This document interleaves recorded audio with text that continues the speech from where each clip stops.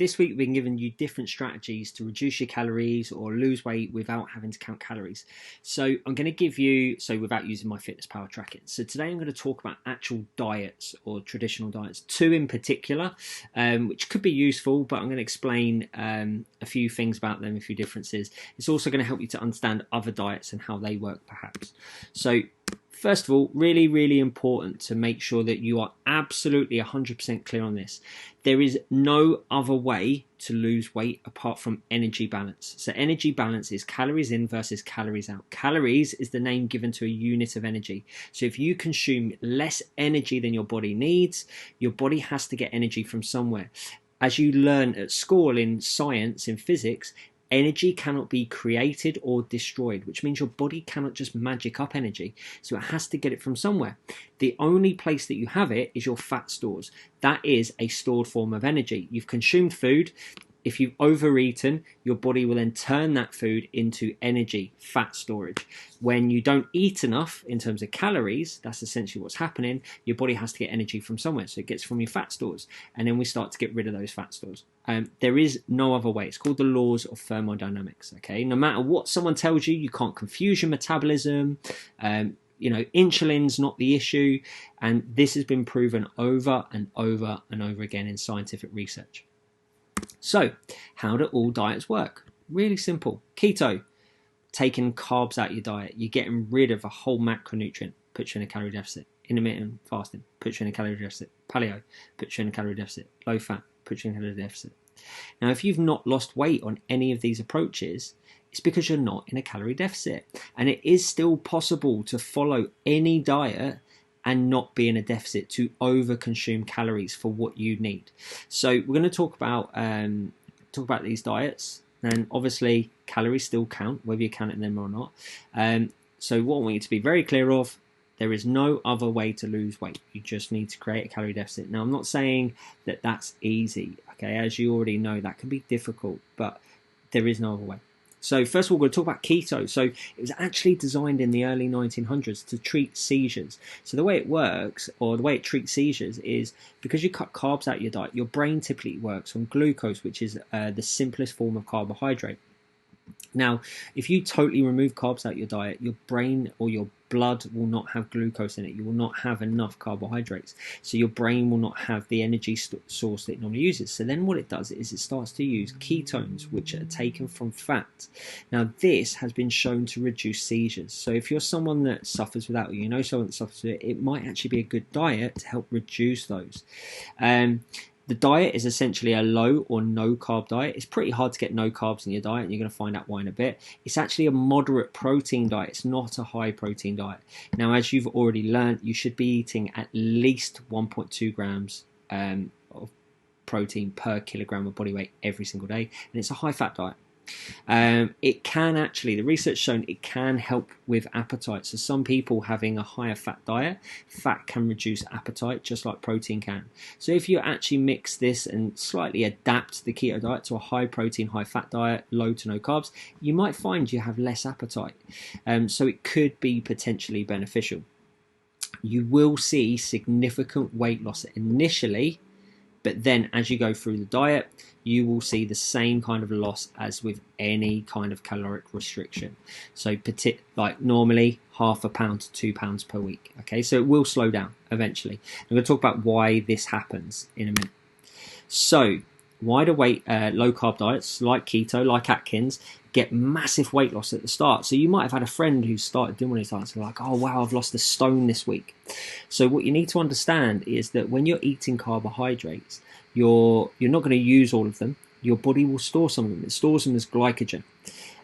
But in order to store carbohydrates, it needs 3 to 4 grams of water with every gram of stored carbohydrates. Now, we can store carbohydrates in our muscle and in our liver, and we can store about 1 kilo. So that's 1 kilo of weight. All right, if it's in your body, it's not gone anywhere, it doesn't go into thin air, that weighs something. That's 1 kilo.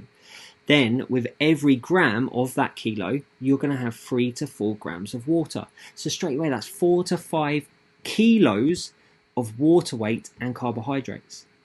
So if you remove carbohydrates out of your diet, you will use up those stores. Your body won't just hold on to them. It will use them for exercise and other purposes, energy purposes. So as you lose the carbohydrates, that weight will go. And as you lose that, the water weight that's attached to those carbohydrates will be gone as well. So, you can do this to manipulate your weight, but that's not fat. However, removing a whole macronutrient, if you're taking carbs out of your diet, particularly if you eat a lot of carbohydrates, you're going to be in a deficit, or it's likely you're going to be in a deficit. So therefore, most of the weight lost will be water, but a small amount is probably going to be fat, like typically 1/2 pound to 2 pounds.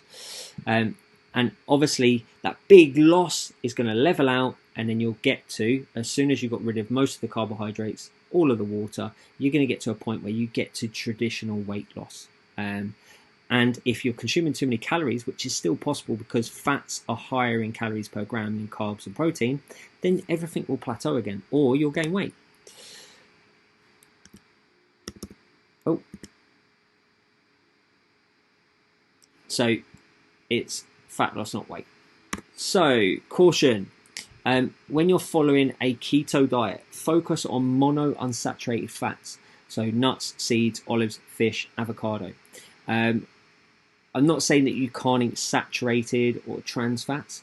However, large amounts of these type of fats can lead to inflammation, can lead to, serious potential issues with cholesterol and so on and so forth. Now, it's not because they're bad, like you don't need to completely remove them out of the diet. It's just having the right balance and making sure that most of the fat that you have in your diet is these kind of fats. Now, as you already know, you don't get a lot of food for your calories with these types of foods. So it's still very easy to overconsume. Another tip, could you use keto intermittently? So to reduce your calories, but be aware that every time you take carbs out your diet, you're going to probably see big shifts in your weight, and then as soon as you reintroduce carbs, you're probably going to see big shifts up in your weight. So if you're someone that can't handle these big weight fluctuations, might not be a good approach. But if actually you recognize that the weight doesn't matter, and you want to use this to reduce your calories, it could be a useful tool to use intermittently. So every now and again, when you want, have days where you don't have carbohydrates or very, very low carbs. So strategies. So instead of having rice, there's bare naked or cauliflower rice that you could swap that for. Instead of having chips or potatoes, you could use pumpkins, swede, carrots, white beans to make mashed potato instead. Instead of having spaghetti or noodles, you could swap that for the bare naked noodle or zucchini noodles.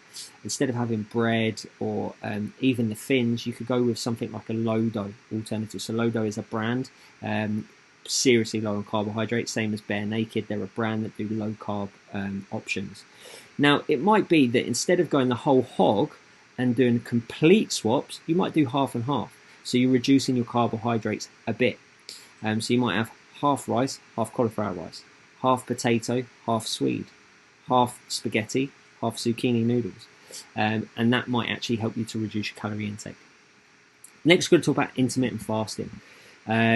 So essentially, this is either windowed eating or another form of intermittent fasting is like a 5-2 diet. So 5-2 is where you'll have 2 days at 800 calories or less. You literally try to eat as little or nothing. Windowed eating is where you reduce the time in which you eat. So you might say, right, I can't eat until midday, and then I've got to stop eating at 6 p.m. The window doesn't really matter. There's no like magic. You can pick what that window is. The 5-2 could be a 6-1. Could be one day where you don't eat anything at all, where you completely fast. It's entirely up to you how you manage it. There's no kind of like, this is the magic way of doing it, because, as I told you at the start, all that matters is calories. Calories still count. Intermittent fasting has been shown, especially if you are overweight or considered obese, has been shown to potentially reduce appetite. In people that are leaner, have lower body fat percentages, it actually has been shown to increase appetite. However, research is always based on generalizations or, the average person. So for me, I'm actually relatively lean. My body fat percentage is typically between 8 and 15%, which is considered lean. And for me, it actually helps me reduce my appetite. So even though I'm lean, I don't really kind of go with what the studies would suggest. Now, what you need to be aware of is if you go into a winded eating approach, or if you go into a 5-2 approach, any type of approaches, typically the first day or two or three, your appetite will increase, because a lot of our appetite and hunger is governed by circadian rhythms. So let's say, for example, you typically eat breakfast at 8 a.m. and you decide to go with a window eating approach where you cut out breakfast and you eat at lunchtime. At 8 a.m. you are likely to feel hungry because that's the time when you typically eat. However, you probably will adapt to that and you'll lose that. So it's maybe just getting used to that. Remember, being hungry is not dangerous. There isn't a problem with being hungry. It doesn't mean that there's something bad going to happen. In fact, hunger comes and goes in waves. So typically you'll feel hungry for 15 minutes, half an hour, and then it will go for a few hours, and then it will come back again. So it comes and goes in waves. So easy strategies: cut out your breakfast, or instead of breakfast and lunch, have brunch. So combine the meals, maybe have a lunch meal. But you essentially, it's really important with whatever you do, you set your own rules. Okay, so it might be, for example, you don't have any more food after 6 p.m. after your dinner time. You set that your first meal is at 11 o'clock. Whatever it is, you set the rules. There's no magic to it. Essentially, if you're doing windowed eating, it means that you've got less time to eat in, you're less likely to overeat. If you're doing 5-2, you're essentially having low calorie or no calories for 2 days, so therefore you're less likely to overeat over the course of a week. Most important aspect of any diet, though, consistency and adherence. Whether you're calorie counting, whether you're doing keto, whether you're doing intermittent fasting, or whether you actually do a mix, because you can mix and match whatever approaches suit to you. What is most important is consistency and adherence. If you are not consistently in a calorie deficit, if you're not adhering to this 9 days out of 10, then you're not going to see results. You're not going to get where you want to.